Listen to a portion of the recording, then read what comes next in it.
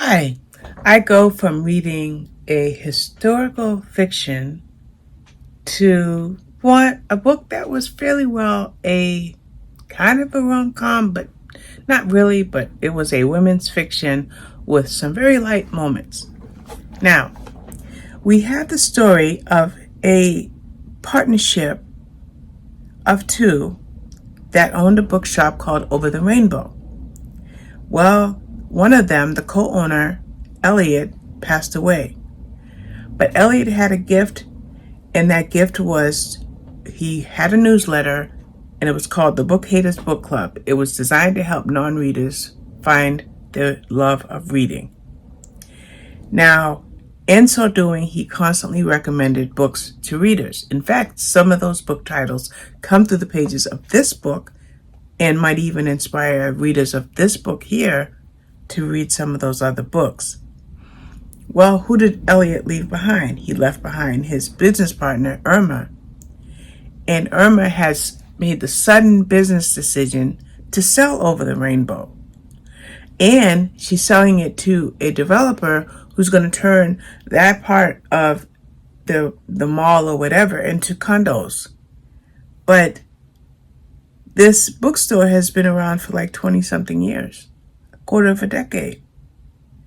Well, two sisters, Bree and Lainey, Irma's daughters, are not happy with their mother's decision to sell this bookstore.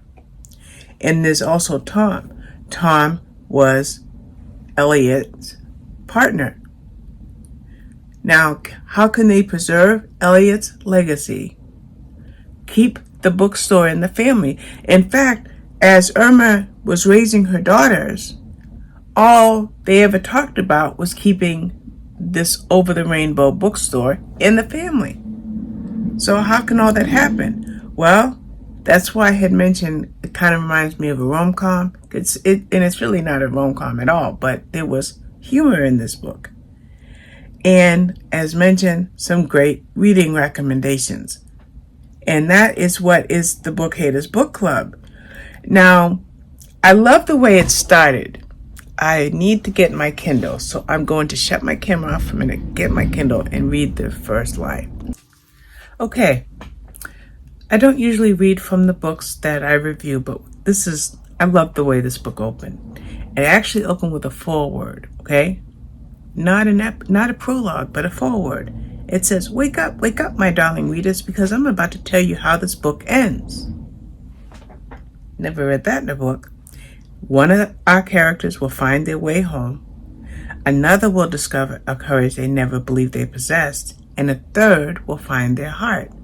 Wait, you're saying, we've heard this story before. Ah, yes. You spotted your first clues. Good start, darlings, but let me assure you we've only just begun. Because that's the power of a story, isn't it? No matter what we think we remember, a good story is a source of infinite treasure, of gems yet gone unnoticed, of wisdom whispered just for us in the moments we need the most.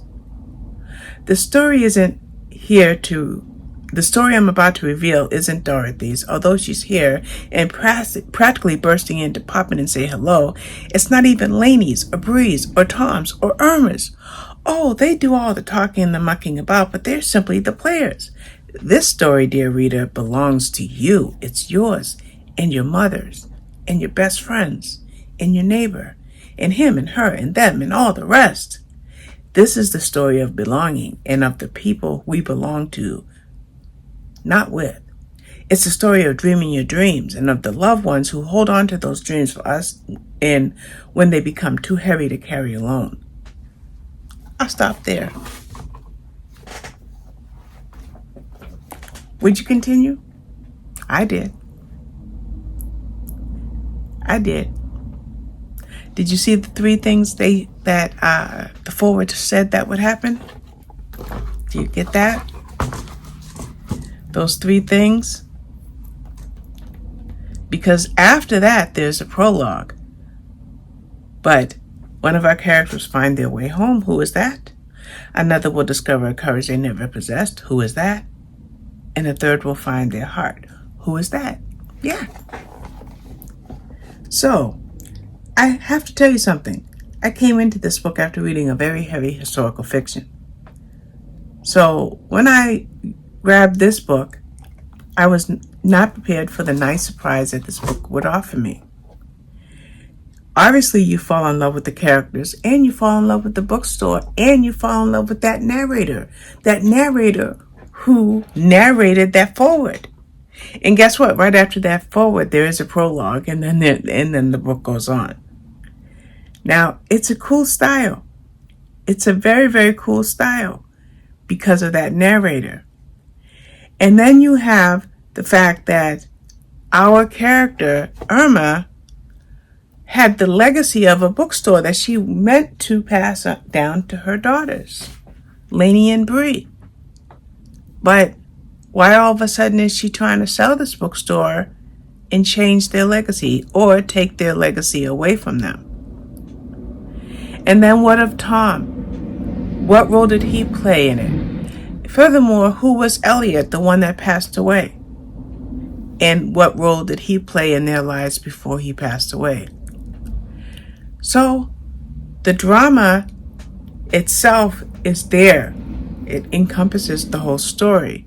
But that narrative was so different and so unique. I loved it. And then we have a great relationship aspect of the story. That between Irma and her daughters.